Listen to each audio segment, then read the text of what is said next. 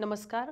मी doctor Manisha आहेर, अर्थशास्त्र विभाग, मराठा विद्याप्रसारक समाजाचे श्रीमती विमलाबेन खिमजी तेजुकाया, कला, विज्ञान आणि वाणिज्य महाविद्यालय देवळाली कॅम्प, नाशिक. आजच्या व्हिडिओ लेक्चरमध्ये आपण पैसा म्हणजे काय आणि पैशाची कार्य, पैशाच्या उत्क्रांत अवस्था या सर्व घटकांचा सविस्तर अभ्यास करणार आहोत. या अगोदरच्या व्हिडिओ लेक्चरमध्ये आपण गुंतवणूक म्हणजे काय आणि गुंतवणुकीचा अर्थ, गुंतवणुकीच्या व्याख्या, गुंतवणुकीचे प्रकार या विविध घटकांचा सविस्तर अभ्यास केला. प्रत्येक व्यक्ती आपल्याला मिळणाऱ्या वर्तमानकालीन उत्पन्नातून काही भाग बचत रूपाने बाजूला ठेवते आणि त्या बचतीचं रूपांतर गुंतवणुकीत होतं. म्हणून गुंतवणूक हा घटक अर्थव्यवस्थेच्या दृष्टीने अतिशय महत्त्वाचा घटक आहे. म्हणून गुंतवणूक म्हणजे काय आणि गुंतवणुकीचे प्रकार या घटकांचा सविस्तर अभ्यास आपण या अगोदरच्या व्हिडिओ लेक्चरमध्ये केला. गुंतवणूक ही दोन प्रकारची असते. प्राध्यापक केन्स यांनी महत्त्वाचे दोन प्रकार गुंतवणुकीचे सांगितले. एक म्हणजे चलनी गुंतवणूक आणि दुसरी म्हणजे वास्तव गुंतवणूक. पैशाच्या स्वरूपामध्ये जी गुंतवणूक केली जाते त्याला आपण चलनी गुंतवणूक असं म्हणतो. आणि वास्तव गुंतवणूक म्हणजे आपण इमारत बांधली असेल, कंपनीसाठीची किंवा कारखान्यासाठीची इमारत बांधली असेल किंवा यंत्रसामग्री खरेदी केली असेल, नवीन शेत खरेदी केलं असेल, याला आपण वास्तव गुंतवणूक असं म्हणतो. प्राध्यापक केन्स यांच्या मते अर्थव्यवस्थेमध्ये गुंतवणुकीमध्ये चलनी गुंतवणूक आणि वास्तव गुंतवणूक या दोन गुंतवणुकींचा जर विचार केला तर वास्तव गुंतवणूक अर्थव्यवस्थेच्या दृष्टीने जास्त महत्त्वाची असते, रोजगार निर्मितीच्या दृष्टीने जास्त महत्त्वाची असते. म्हणून या अगोदरच्या लेक्चरमध्ये आपण गुंतवणूक म्हणजे काय आणि गुंतवणुकीशी संबंधित असणाऱ्या व्याख्या, गुंतवणुकीचे प्रकार, तसेच गुंतवणुकीचे निर्धारक घटक म्हणजे गुंतवणुकीवर परिणाम करणारे घटक कोणते आहेत याचाही सविस्तर अभ्यास केला. गुंतवणुकीच्या निर्धारक घटकांमध्ये दोन प्रमुख घटक आहे. एक म्हणजे व्याजाचा दर आणि दुसरं म्हणजे भांडवलाची सीमांत लाभक्षमता. व्याजाचा दर कसा आहे? सनातनपंथीय अर्थतज्ञांनी गुंतवणूक ही प्रामुख्याने व्याजदरावर अवलंबून असते अशा प्रकारचं मत मांडलं. प्राध्यापक केन्स यांनी व्याजदरावर तर गुंतवणूक अवलंबून असतेच, पण त्याचबरोबर भांडवलाची सीमांत लाभक्षमता काय आहे यावर देखील गुंतवणूक अवलंबून असते. म्हणून गुंतवणुकीचे निर्धारक घटक या घटकाचाही सविस्तर अभ्यास आपण या अगोदरच्या व्हिडिओ लेक्चरमध्ये केला. आजच्या व्हिडिओ लेक्चरमध्ये आपण अभ्यासणार आहोत पैसा म्हणजे काय, पैशाचा अर्थ, पैसा कसा निर्माण झाला किंवा पैशाच्या उत्क्रांत अवस्था काय आहेत या घटकांचा सविस्तर अभ्यास आपण करणार आहोत. म्हणून आजच्या व्हिडिओ लेक्चरमध्ये आपल्याला पैसा या घटकाचा सविस्तर अभ्यास करायचा आहे. त्याचबरोबर पैशाच्या उत्क्रांत अवस्था कोणत्या आहेत, म्हणजे पैसा कशा पद्धतीने विकसित होत गेला किंवा पैशाच्या उत्क्रांत अवस्थेमध्ये ज्याप्रमाणे मानवाच्या उत्क्रांत अवस्था आहेत त्याचप्रमाणे पैसा देखील आज आपण जो पैसा बघतो किंवा पैशाचं जे आधुनिक रूप बघतो, सुरुवातीपासून पैसा तसा नाही, तर तो एक विशिष्ट प्रकारे उत्क्रांत अवस्थेतून आलेला आहे. म्हणून पैशाच्या उत्क्रांत अवस्था आपण अभ्यासणार आहोत आणि पैशाची कार्य म्हणजे अर्थव्यवस्थेत पैसा कोणती कार्य करतो या घटकांचा सविस्तर अभ्यास करणार आहोत. म्हणून आजच्या या अभ्यासाची आपली उद्दिष्टे आहे. पहिलं म्हणजे पैशाचा अर्थ अभ्यासणे. पैसा म्हणजे काय? पैसा हा घटक आपल्या जीवनाचा, आपल्या अर्थव्यवस्थेचा अविभाज्य भाग आहे. परंतु पैसा म्हणजे काय याच्या शास्त्रशुद्ध व्याख्या काय आहे किंवा पैशाच्या कार्याच्या आधारे वेगवेगळ्या अर्थतज्ञांनी त्याच्या व्याख्या कशा केलेल्या आहे याचा सविस्तर अभ्यास आपण आजच्या या व्हिडिओ लेक्चरमध्ये करणार आहोत. त्याचबरोबर पैशाच्या उत्क्रांत अवस्था म्हणजे पैसा कशा पद्धतीने विकसित होत गेला या घटकाचा देखील आपण सविस्तर अभ्यास करणार आहोत. मग त्याचबरोबर अर्थव्यवस्थेमध्ये पैशाची कार्य कोणती आहेत, मग पैशाची कार्य त्याचं वेगवेगळ्या गटांमध्ये कशा प्रकारे वर्गीकरण केलेलं आहे ते आपण या व्हिडिओ लेक्चरमध्ये पुढे अभ्यासणार आहोत. म्हणून पैसा म्हणजे काय? आता पैसा या घटकाचा जर आपण विचार केला, पैसा हा घटक सर्वांना परिचित आहे. एवढंच नव्हे तर अलीकडच्या काळामध्ये सर्वच अर्थव्यवस्था ह्या पैशाभोवती फिरतायत. चलनाधिष्ठित अर्थव्यवस्था आहे. पण पैशाचं स्वरूप जे आज आहे हे पैशाचं स्वरूप सुरुवातीपासून तसं नाही.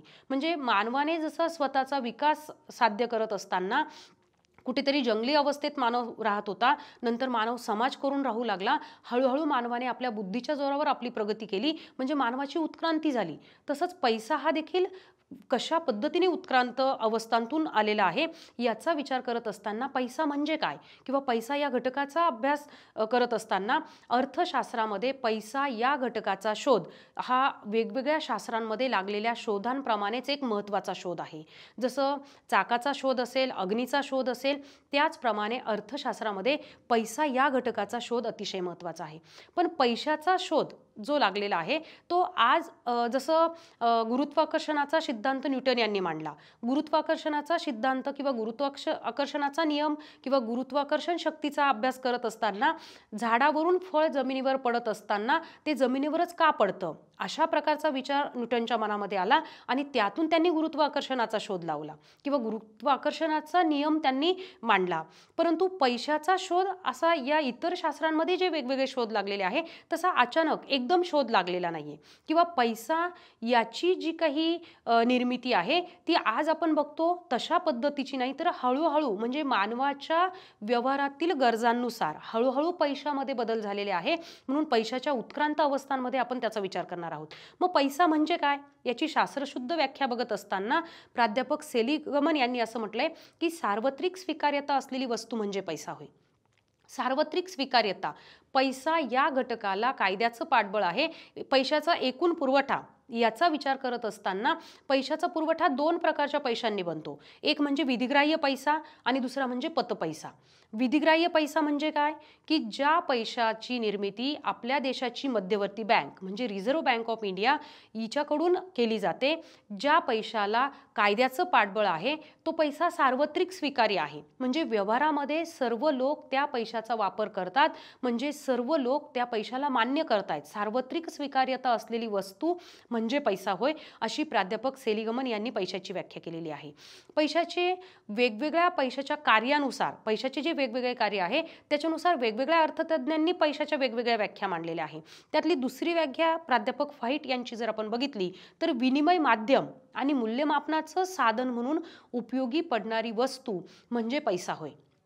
पैशाचे हे प्राथमिक दोन कार्य आहेत आणि त्याच्या आधारे प्राध्यापक व्हाईट यांनी पैशाचा अर्थ सांगितलेला आहे की विनिमय माध्यम म्हणजे मीडियम ऑफ एक्सचेंज. पैसा हा विनिमयाचं माध्यम म्हणून वापरला जातो.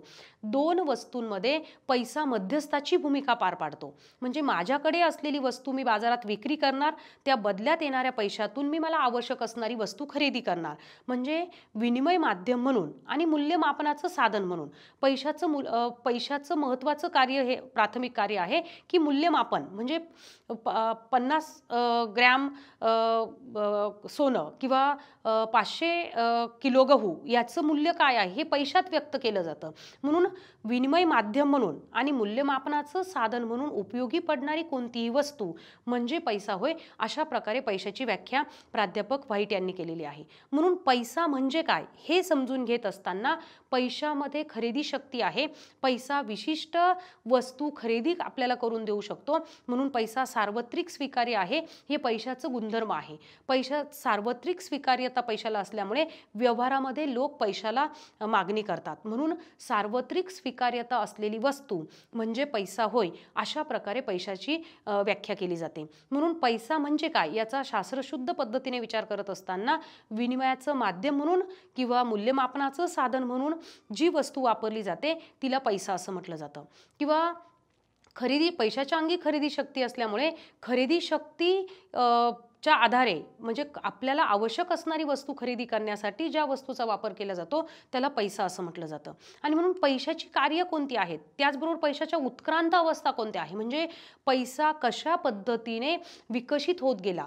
जसं मानवाने आपली स्वतःची प्रगती साध्य करत असताना एक एक टप्पा गाठत आज आधुनिक मानव आपल्याला दिसतोय, एक विकसित अवस्थेमध्ये आलेला मानव आपल्याला दिसतोय. तशाच पद्धतीने पैशाचा जो शोध आहे तो इतर शास्त्रांमध्ये जे वेगवेगळे शोध लागले, आपण म्हटलंय की चाकाचा शोध असेल, अग्नीचा शोध असेल किंवा गुरुत्वाकर्षणाचा नियम असेल, या प्रकारचे जे शोध आहे की जे एकदम त्या घटकांची जाणीव मानवाला झाली आणि त्याचा शोध लागला, तशा पद्धतीने पैशाचा जो शोध आहे तो शोध उत्क्रांत अवस्थेतून मानवाच्या व्यवहारातून मानवाच्या गरजांतून निर्माण झालेला आहे. मग जेव्हा पैसा अस्तित्वात नव्हता तेव्हा मानव देवाणघेवाण करत असताना किंवा समाज करून जेव्हा मानव राहू लागला तेव्हा विनिमय या घटकाचं ज्ञान मानवाला झालं. म्हणजे मानव जेव्हा समाज करून राहू लागला तेव्हा मानवाला माझ्याकडे असलेली वस्तू जास्त असेल तर ती मी इतरांना देईल आणि इतरांकडे असलेली वस्तू जी आहे ती मला माझी गरज पूर्ण करण्यासाठी घेईल. यातून विनिमय या घटकाचं ज्ञान मानवाला प्राप्त झालं. आणि या विनिमयातून सुरुवातीला पैसा जेव्हा अस्तित्वात नव्हता तेव्हा विनिमय करण्यासाठी ज्या घटकाचा विचार केला जात होता किंवा ज्या माध्यमाचा विचार केला जात होता तो म्हणजे वस्तू विनिमय पद्धती. वस्तू विनिमय पद्धती याचा अर्थ काय होतो की वस्तूच्या बदल्यात वस्तू देऊन एकमेकांच्या गरजा पूर्ण करणं, याला आपण वस्तू विनिमय पद्धती असं म्हणतो. म्हणजे एका व्यक्तीकडे तांदूळ आहे, दुसऱ्या व्यक्तीकडे गहू आहे.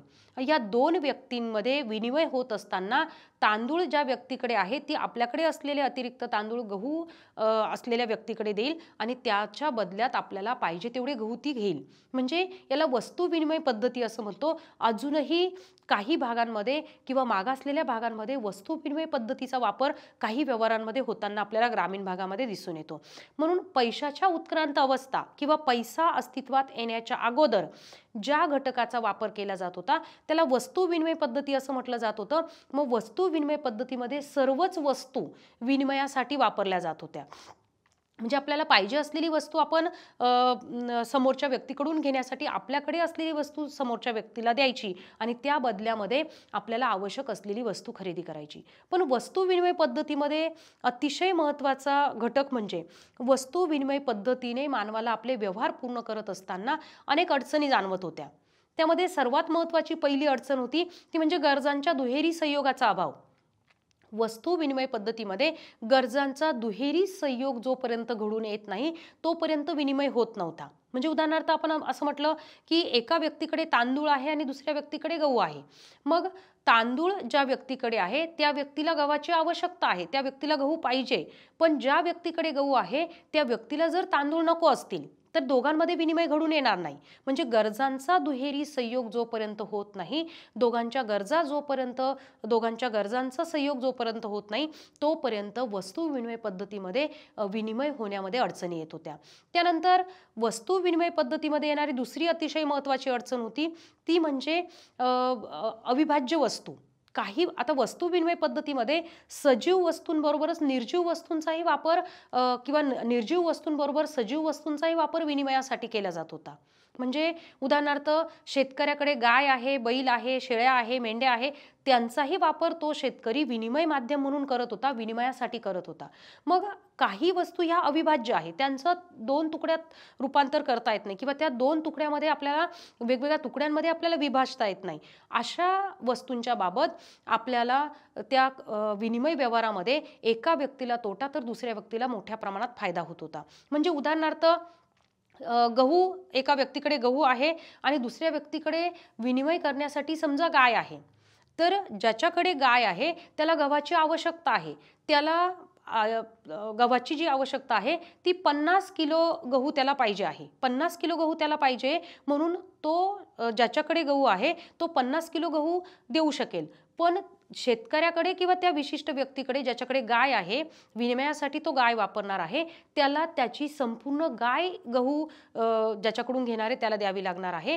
म्हणजे त्या गायीचं विभाजन करता येणार नाही. मग या विनिमय व्यवहारामध्ये ज्याच्याकडे गाय आहे त्याला तोटा होतोय, जो गहू देतोय त्याला मात्र फायदा होतोय. कारण गहू ही निर्जीव वस्तू आहे, जेवढा पाहिजे तेवढा भाग काढून तो देऊ शकणार आहे. परंतु सजीव वस्तू अविभाज्य आहे, तिचं विभाजन करता येत नाहीये. म्हणून या विनिमय व्यवहारामध्ये मोठ्या प्रमाणामध्ये तोटा होत होता. त्याचबरोबर संपत्ती संचयाची अडचण होती. आणि म्हणून वस्तू विनिमय पद्धतीमध्ये जे काही वस्तू विनिमय पद्धती आहे या वस्तू विनिमय पद्धतीमध्ये अनेक अडचणी मानवाला येत होत्या. म्हणून अशी एखादी वस्तू असावी, असा एखादा घटक असावा की ज्याचा विनिमय म्हणून वापर करता येईल, विनिमय माध्यम म्हणून वापर करता येईल आणि त्यातून विनिमयाचे व्यवहार सुकर होतील याचा विचार मानवाने केला. आणि त्यातून पैशाची जी उत्क्रांत अवस्था आहे, पहिली अवस्था जी आहे ती वस्तू पैसा. वस्तू पैसा याचा अर्थ काय होतो की विशिष्ट भागामध्ये, विशिष्ट प्रदेशामध्ये जी वस्तू अत्यावश्यक आहे तिचा विनिमय म्हणून वापर केला जाऊ लागला. म्हणजे समुद्रकिनारी दुर्मिळ असणारे शंख, शिंपले असतील किंवा थंडीच्या प्रदेशामध्ये लोकर असेल, उष्ण भागामध्ये कॉटनचे कपडे असतील, या अशा प्रकारच्या वस्तूंचा विनिमय माध्यम म्हणून वापर केला जाऊ लागला. शंख, शिंपले किंवा विविध प्रकारचे जे काही वस्तू आहे की त्या वस्तू विनिमय माध्यम म्हणून वापरल्या जाऊ लागल्या आणि त्याच्या आधारे वस्तू विनिमय पद्धतीचाच हा एक भाग होता. परंतु काही स्पेसिफिक वस्तू, काही विशिष्ट वस्तूंचा वापर विनिमय करण्यासाठी किंवा देवाणघेवाण करण्यासाठी केला जाऊ लागला. परंतु वस्तू पैशामध्ये देखील मोठ्या प्रमाणामध्ये अडचणी निर्माण होऊ लागल्या. ते म्हणजे वस्तू पैसा एका ठिकाणाहून दुसऱ्या ठिकाणी स्थानांतरित करणं असेल किंवा त्याची संपत्ती संचय करण्यामध्ये वस्तू पैशामध्ये मोठ्या प्रमाणात अडचणी येऊ लागल्या. कारण काही वस्तू ह्या नाशवंत आहे, त्यांच्या आधारे संपत्ती संचय करणं शक्य नाही आणि म्हणून मोठ्या प्रमाणामध्ये वस्तू पैशामध्ये मानवाला अडचणी जाणवू लागल्या. मग मानवाने पैशाच्या उत्क्रांत अवस्थेमध्ये किंवा पैशाच्या शोधामध्ये पुढचं जे पाऊल टाकलं ते म्हणजे धातू पैसा. धातू पैसा याचा अर्थ सोनं, चांदी, तांबे, पितळ अशा प्रकारचे जे धातू आहे त्यांचे तुकडे हे विनिमय व्यवहारासाठी वापरले जाऊ लागले. मग हे विनिमय व्यवहारामध्ये त्यांचे तुकडे वापरले जात असताना त्याला धातू पैसा असं म्हटलं जातं आणि त्या धातू पैशाच्या आधारे सोनं, चांदी, तांबे, पितळ या मौल्यवान धातूंचे तुकडे मानव आपल्या व्यवहारासाठी विनिमय माध्यम म्हणून वापरू लागला. मग या धातू पैशामध्ये अजून थोडीशी प्रगती मानवाने केली, ती म्हणजे वेगवेगळ्या धातूचे विशिष्ट आकाराचे कॉइन्स किंवा नाणे तयार करण्यात आले. त्या नाण्यांवर त्या काळामध्ये प्रसिद्ध असणारे राजे, महाराजे, राष्ट्रीय प्राणी, राष्ट्रीय पक्षी यांचा छाप एका बाजूला उमटवायचा आणि दुसऱ्या बाजूला त्या नाण्याची किंमत किंवा त्या नाण्याचं असणारं जे मूल्य आहे ते उमटवायचं आणि त्याचा वापर मानव विनिमय माध्यम म्हणून करू लागला. मग या धातू पैशामध्ये देखील मानवाला अडचणी जाणवू लागल्या, धातू पैशामध्ये देखील मानवाला अडचणी येऊ लागल्या. मग धातू पैशामध्ये येणाऱ्या ज्या अडचणी आहे त्यामध्ये सर्वात महत्त्वाची पहिली अडचण होती ती म्हणजे धातू पैशाचं एका ठिकाणाहून दुसऱ्या ठिकाणी वाहून नेणं हे मानवाला कठीण वाटू लागलं. दुसरं म्हणजे धातू पैशामध्ये ज्या विशिष्ट आकाराचे कॉइन्स निर्माण केले जात होते, विशिष्ट आकाराचे जे नाणे निर्माण केले होते त्या नाण्यांमधून देखील धातूची गळती करून घेणं वगैरे अशा प्रकारचे प्रकार होऊ लागले. त्याचबरोबर नाण्यांची देवाणघेवाण करत असताना त्या धातूचा झीज होऊ लागलं, म्हणून जेवढ्या मूल्याचं ते नाणं आहे तेवढी त्याची किंमत राहत नव्हती आणि म्हणून धातू पैशामध्ये देखील मानवाला मोठ्या प्रमाणामध्ये अडचणी जाणवू लागल्या. मग वस्तू पैशानंतर मानव धातू पैशाचा वापर करू लागला आणि धातू पैशानंतर मानवाने पुढचं जे पाऊल टाकलं ते म्हणजे कागदी पैसा, पेपर मनी. कागदी पैसा म्हणजे आता कागदी पैशाचा उगम कसा झाला किंवा कागदी पैसा कसा अस्तित्वात आला, तर कागदी पैशाचा उगम हा सोनाराच्या कडून आपण आपलं सोनं जर सोनाराकडे ठेवलं असेल, आपण आपलं सोनं सोनाराकडे दिलेलं असेल तर त्या बदल्यामध्ये सोनार आपल्याला आपल्या सोनं त्यांच्याकडे दिलेलं आहे त्याच्याबद्दलची एक पावती देत होता आणि त्या पावतीचा वापर व्यक्ती देवाणघेवाणीचे व्यवहार करण्यासाठी करू लागला. या मूळ संकल्पनेपासून आजचा जो कागदी पैसा आहे तो कागदी पैसा अस्तित्वात आला. मग हा जो कागदी पैसा होता, सोनाराने जी पावती दिलेली आहे त्या पावतीचा वापर आपण देवाणघेवाणीसाठी करणार आहोत, म्हणजे या कागदी पैशाला कायद्याचं पाठबळ होतं किंवा हा जो कागदी पैसा आहे तो परिवर्तनीय होता. परिवर्तनीय होता म्हणजे काय की त्या कागदी पैशाचं सोन्यामध्ये परिवर्तन करून मिळत होतं किंवा त्या पावतीचं सोन्यामध्ये परिवर्तन करून मिळत होतं, म्हणून लोक त्यावर विश्वास ठेवू लागले. पण त्याच्या पलीकडे मग हळूहळू सोन्याचा साठा मर्यादित आहे, परंतु आर्थिक व्यवहारांची वाढती गरज बघता पैशाची आवश्यकता मात्र जास्त भासू लागली. मग त्याचा परिणाम काय झाला की सुरुवातीला जी परिवर्तनीय कागदी चलन पद्धती होती, परिवर्तनीय कागदी चलन पद्धती म्हणजे काय, नोटांच्या बदल्यामध्ये सोनं परिवर्तन करून देण्याची हमी लोकांना दिली जात होती, त्यामुळे लोक त्या कागदी चलनावर विश्वास ठेवत होते. परंतु वाढत्या व्यवहारांमध्ये किंवा व्यवहार पातळीतील वाढत्या गरजांमुळे परिवर्तनीय कागदी चलन पद्धतीची जागा अपरिवर्तनीय कागदी चलन पद्धतीने घेतली. की अपरिवर्तनीय कागदी चलन पद्धती म्हणजे नोटांच्या बदल्यामध्ये कोणत्याही प्रकारचं मौल्यवान धातू बदली करून मिळणार नाही, त्याचं परिवर्तन करून मिळणार नाही, याला अपरिवर्तनीय कागदी चलन पद्धती असं म्हटलं जातं. आज जगामध्ये कोणत्याही देशामध्ये परिवर्तनीय कागदी चलन पद्धती अस्तित्वात नाही, सर्वच देशांमध्ये अपरिवर्तनीय कागदी चलन पद्धती आहे. मग अपरिवर्तनीय कागदी चलन पद्धती जी आहे त्या कागदी चलनाला कायद्याचं पाठबळ आहे, त्या कागदी चलनाला कायद्याचा पाठिंबा आहे आणि म्हणून लोक त्यावर विश्वास ठेवतात. म्हणजे रिझर्व्ह बँक ऑफ इंडियाकडून ज्या नोटा निर्गमित केल्या जातात, ज्या नोटा व्यवहारामध्ये आणल्या जातात, त्या नोटांवर आपल्या रिझर्व्ह बँक ऑफ इंडियाच्या गव्हर्नरची सिग्नेचर असते, साईन असते, सही असते आणि ती सही आपल्याला त्या पैशाला कायद्याचं पाठबळ आहे ते आपल्याला सांगते. आणि म्हणून कागदी पैसा जो आहे अशा पद्धतीने कागदी पैसा मानव व्यवहारामध्ये वापरू लागला आणि कागदी पैशाच्या पुढे जाऊन मानवाने एक पाऊल जे पुढे टाकलेलं आहे ते म्हणजे पतपैसा, त्याला आपण क्रेडिट मनी असं म्हणतो. पतपैसा याचा अर्थ काय होतो की व्यापारी बँकांच्या ठेवी स्वीकारणे आणि कर्ज पुरवठा करणे या प्रक्रियेतून जो पैसा निर्माण होतो किंवा चेकच्या साह्याने जे व्यवहार होतात, धनादेशच्या साह्याने जे व्यवहार होतात, डिमांड ड्राफ्टच्या साह्याने जे व्यवहार होतात त्याला आपण पतपैसा असं म्हणतो. कागदी पैशाबरोबरच पतपैसा अर्थव्यवस्थेत खूप मोठ्या प्रमाणात व्यवहार पूर्ण करण्यासाठी वापरला जातो. म्हणून पैशाचा एकूण पुरवठ्याचा विचार करत असताना विधिग्राह्य पैसा आणि पतपैसा या दोन प्रकारच्या पैशाने एकूण पैशाचा पुरवठा ठरतो.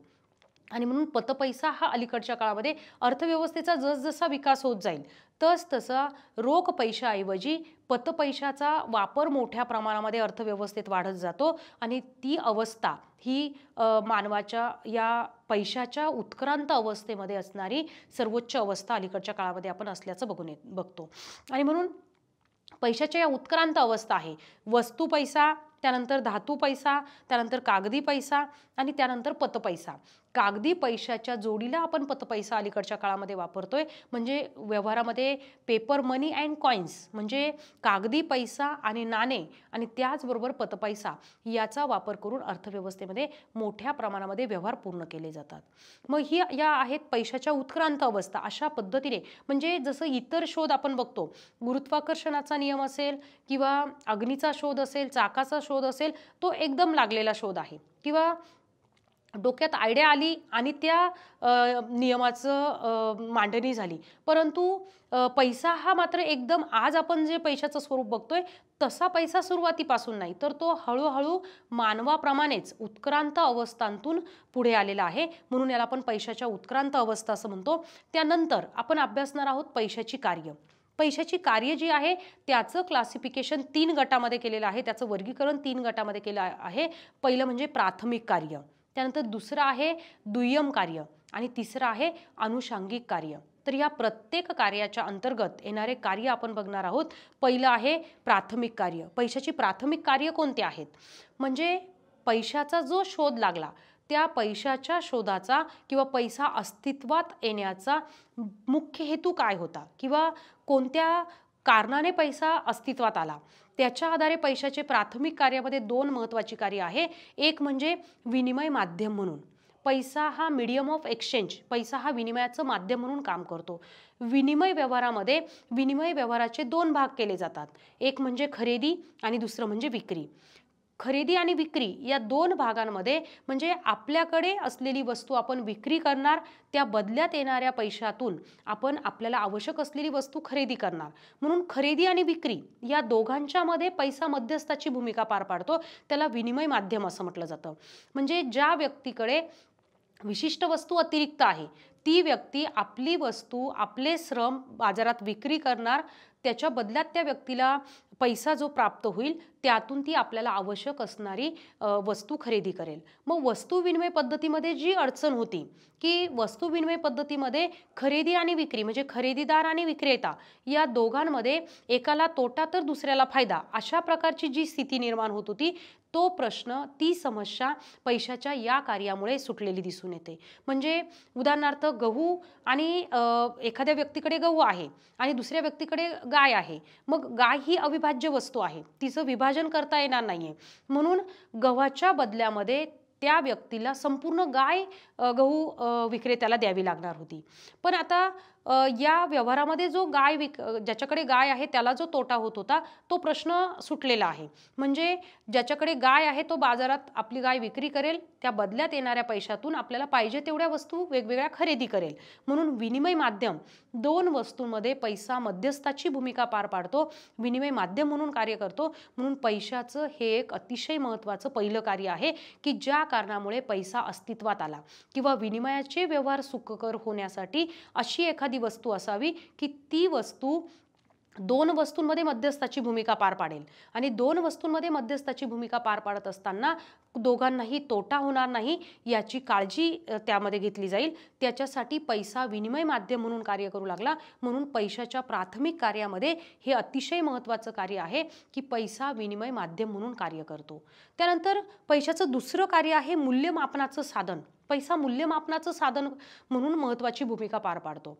मूल्यमापनाचं साधन म्हणजे आपल्याकडे असलेली वस्तू तिची किंमत निश्चित होते आणि मग त्या वस्तूच्या बदल्यात आपल्याला समोरच्या वस्तू किंवा ती वस्तू किंवा म्हणजे 5 रुपये किमतीचा एक पेन आणि 10 रुपये किमतीची एक नोटबुक किंवा एक वही या दोघांमध्ये विनिमय होत असताना नोटबुक जर आपल्याला घ्यायची असेल तर आपल्याला त्याला 2 पेन द्यावे लागतील. म्हणजे 5 रुपयाचे एक पेन म्हणजे 5 अधिक 5 बरोबर 10 रुपये आणि 10 रुपयाची नोटबुक. म्हणजे अशा पद्धतीने मूल्यमापनाचं साधन म्हणून पैसा महत्त्वाची भूमिका पार पाडतो. म्हणून पैशाच्या प्राथमिक कार्यामध्ये हे 2 महत्त्वाचे कार्य आहे. एक म्हणजे विनिमय माध्यम म्हणून पैसा कार्य करतो, 2 वस्तूंमध्ये पैसा मध्यस्थाची भूमिका पार पाडतो आणि दुसरं म्हणजे मूल्यमापनाचं साधन किंवा वस्तूचं मूल्य निश्चित करण्यामध्ये पैसा महत्त्वाची भूमिका पार पाडतो. म्हणून पैशाच्या प्राथमिक कार्यामध्ये हे 2 महत्त्वाचे प्रमुख कार्य आहे. त्यानंतर पैशाची दुय्यम कार्य सेकंडरी फंक्शन्स कोणते आहेत? त्यामध्ये सेकंडरी फंक्शनमध्ये पहिलं जे आहे ते म्हणजे मूल्य संग्रहाचं साधन, अतिशय महत्त्वाचं कार्य, ज्याचा अलीकडच्या काळामध्ये या कार्याला अतिशय महत्त्वाचं स्थान प्राप्त झालेलं आहे. सनातनपंथीय अर्थतज्ञ जे होते त्यांनी पैसा हा फक्त विनिमय माध्यम म्हणून कार्य करतो, पैशाचं महत्त्वाचं कार्य फक्त विनिमय माध्यम एवढंच आहे यावर लक्ष केंद्रित केलं. पण नंतरच्या काळामध्ये प्राध्यापक केन्स यांनी मात्र पैसा मूल्य संग्रहाचं किंवा मूल्य संचयाचं अतिशय महत्त्वाचं कार्य करतो या घटकाकडे लक्ष दिलं. म्हणून पैशाचं हे जे दुय्यम कार्य आहे त्यातलं जे काही महत्त्वाचं कार्य आहे हे अतिशय महत्त्वाचं कार्य आहे. मूल्य संग्रहाचं साधन वस्तू विनिमय पद्धतीमध्ये मूल्य संग्रह करणं म्हणजे बचत करणं सहज शक्य होत नव्हतं. कारण काही वस्तू नाशवंत होत्या, त्या साठवून ठेवणं शक्य नव्हतं किंवा वस्तू विनिमय पद्धतीमध्ये खूप मोठ्या प्रमाणात संपत्ती संचय करणं शक्य नव्हतं. मूल्य संग्रहाचं साधन म्हणून पैसा महत्त्वाची भूमिका पार पाडतो. म्हणजेच प्रत्येक व्यक्तीचा भविष्यकाळ हा अनिश्चित आहे. प्रत्येक व्यक्तीचा भविष्यकाळ अनिश्चित असल्यामुळे किंवा भविष्यकाळात घडणाऱ्या घटना या काही घटना निश्चित आहे आणि काही घटना अनिश्चित आहे. मग निश्चित घटना म्हणजे आपल्याला मुलं आहे तर त्यांचं लग्न करायचं आहे, त्यांचं उच्च शिक्षण करायचं आहे, ही निश्चित घटना आहे. आणि अनिश्चित घटना म्हणजे कोणत्या? की अचानक घरातील कर्त्या पुरुषाचा मृत्यू होणं असेल, अचानक नोकरी जाणं असेल, अपघात होणं असेल, या प्रकारच्या ज्या घटना आहे ह्या अनिश्चित घटना आहे. म्हणून मूल्य संग्रहाचं कार्य जे आहे पैशाचं अतिशय महत्त्वाचं कार्य म्हणून त्याकडे बघितलं जातं. कारण प्रत्येक व्यक्तीचा भविष्यकाळ अनिश्चित असतो.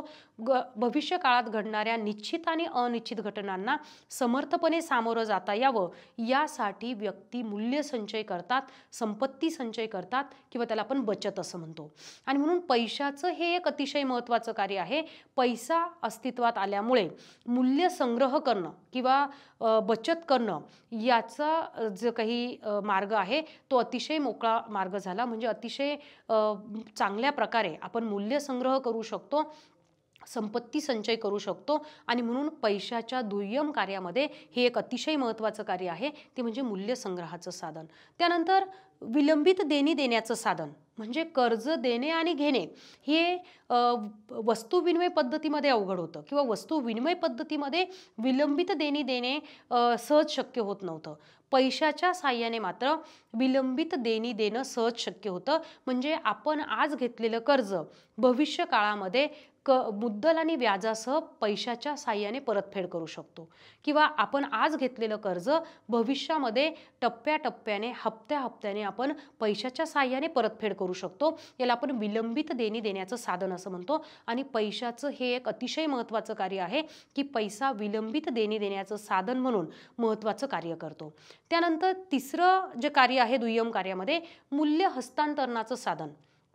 पैसा जो आहे हा मूल्य हस्तांतरण त्याच्या साहाय्याने करणं सहज शक्य होतं. एका ठिकाणची संपत्ती विक्री करून त्यातून येणारे पैसे दुसऱ्या ठिकाणी आपण संपत्तीत गुंतवू शकतो. म्हणून मूल्य हस्तांतरणाचं साधन म्हणून पैसा महत्त्वाची कार्य करतो. म्हणून दुय्यम कार्यामध्ये हे महत्त्वाचे 3 कार्य आहे. एक म्हणजे मूल्य संग्रहाचं साधन म्हणून पैसा महत्त्वाची भूमिका पार पाडतो. त्यानंतर विलंबित देणी देण्याचं साधन म्हणून पैसा महत्त्वाचं कार्य करतो. मूल्य हस्तांतरणाचं साधन म्हणून पैसा महत्त्वाचं कार्य करतो. म्हणून पैशाची ही 3 कार्य जी आहे त्यांना पैशाचे दुय्यम कार्य असं म्हटलं जातं. तिसरा जो भाग आहे पैशाची आकस्मिक कार्य किंवा अनुषंगिक कार्य आपण त्याला म्हणतो. मग त्यामध्ये अनुषंगिक कार्यामध्ये पहिला जो घटक आहे तो म्हणजे पतपैशाचा आधार.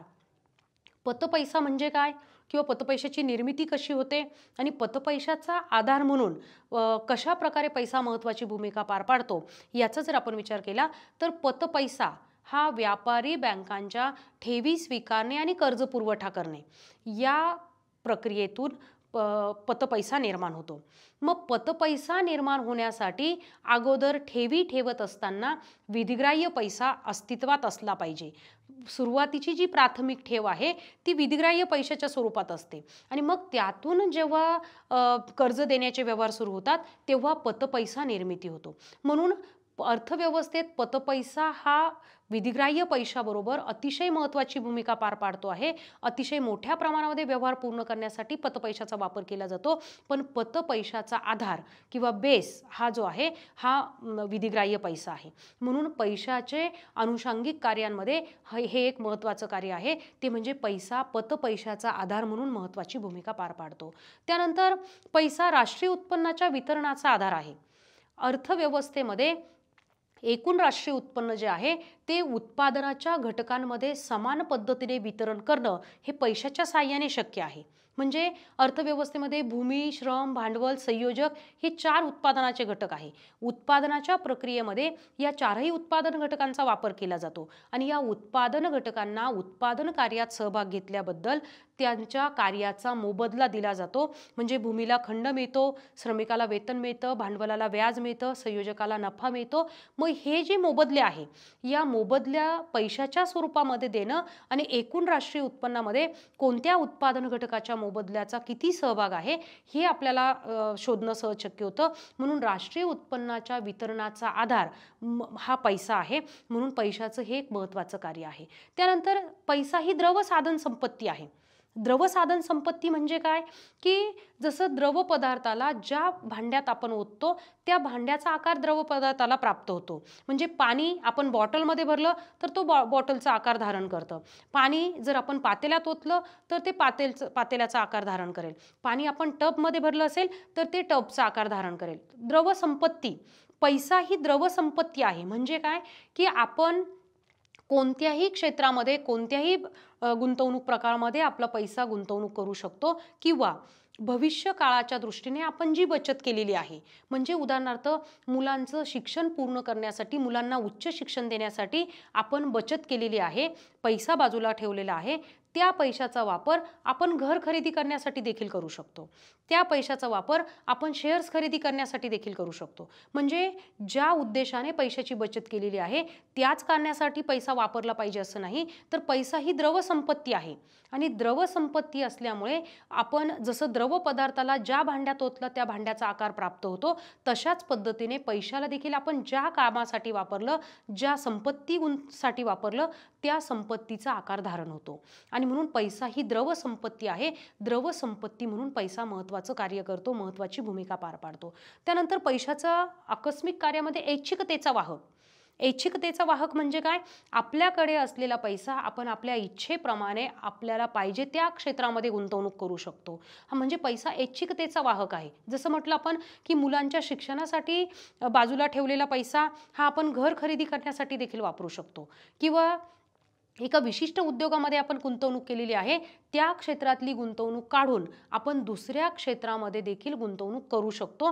म्हणजे पैसा हा ऐच्छिकतेचा वाहक आहे। आपल्या इच्छेनुसार आपण पैसा कोणत्या क्षेत्रामध्ये गुंतवायचा, कशा प्रकारे गुंतवायचा याचा निर्णय घेऊ शकतो। त्यानंतर पैसा हा रोखतेच्या मागणीची पूर्तता करतो। म्हणजे विनिमय हेतूने किंवा दैनंदिन आपले जे काही देवाणघेवाणीचे कार्य आहे ते पूर्ण करण्यासाठी पैसा अतिशय महत्त्वाची भूमिका पार पाडतो। त्याला आपण रोखतेच्या मागणीची पूर्तता असं म्हणतो। पैशाचे मागणीचे 3 हेतू प्राध्यापक केन्स यांनी सांगितलेले आहे। पहिला विनिमय हेतू आहे, दुसरा तरतुदीचा किंवा खबरदारीचा हेतू आहे आणि तिसरा सट्टेबाजीचा हेतू आहे। मग जो काही विनिमय हेतू आहे या विनिमय हेतूने लोक पैशाला मागणी करतात आणि विनिमय हेतूने पैशाला मागणी करत असताना आपण ज्या हेतूने किंवा दैनंदिन व्यवहार पूर्ण करण्यासाठी आपण पैशाचा वापर करतो आणि म्हणून रोखतेच्या मागणीची पूर्तता हे देखील पैशाचं एक महत्त्वाचं कार्य आहे। म्हणून पैशाची कार्य याचा विचार करत असताना पैशाच्या कार्याचं क्लासिफिकेशन 3 गटामध्ये केलेलं आहे। एक म्हणजे प्राथमिक कार्य, दुसरं म्हणजे दुय्यम कार्य आणि तिसरं म्हणजे आकस्मिक किंवा त्याला आपण अनुषंगिक कार्य असं म्हणतो। आणि म्हणून आजच्या लेक्चरमध्ये आपण पैसा म्हणजे काय आणि पैशाची कार्य याचा सविस्तर अभ्यास केला. त्याच्या आधारे आपल्यासाठी असाइनमेंट मी देत आहे, पैशाची कार्य सविस्तर स्पष्ट करा.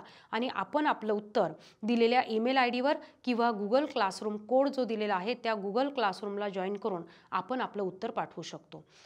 मग आता आपण आजच्या लेक्चरमध्ये नेमकं काय अभ्यासलं, तर पैसा हा शब्द किंवा पैसा हा जो घटक आहे हा अचानक उपलब्ध झालेला किंवा अचानक उदयाला आलेला नाहीये. तर पैशाच्या उगमापूर्वीची जी अवस्था अस्तित्वात होती तिला आपण वस्तू विनिमय पद्धती असं म्हणतो. या वस्तू विनिमय पद्धतीमध्ये अनेक अडचणी निर्माण झाल्यामुळे पैसा अस्तित्वात आला आणि म्हणून पैशाच्या उत्क्रांत अवस्था आपण अभ्यासल्या. त्याचबरोबर पैशाची कार्य आपण अभ्यासली. मग त्यामध्ये प्राथमिक कार्यामध्ये प्राथमिक कार्य म्हणजे ज्या कारणाने पैशाचा शोध लागला किंवा ज्या कारणाने ज्या गरजेतून पैसा निर्माण झाला त्याच्या आधारे प्राथमिक कार्य 2 आपण बघितले. एक म्हणजे विनिमय माध्यम म्हणून पैसा कार्य करतो, दुसरं म्हणजे मूल्य संचयाचं कार्य पैसा करतो. त्याचबरोबर दुय्यम कार्य, मग त्यामध्ये मूल्य संग्रहाचं साधन म्हणून महत्त्वाची भूमिका पैसा पार पाडतो. त्यानंतर अनुषंगिक किंवा आकस्मिक कार्य. अशा पद्धतीने आजच्या व्हिडिओ लेक्चरमध्ये आपण पैसा म्हणजे काय, पैशाच्या उत्क्रांत अवस्था आणि पैशाची कार्य या घटकांचा सविस्तर विचार केला. यानंतर पुढच्या लेक्चरमध्ये आपण अभ्यासणार आहोत पैशाचं मूल्य.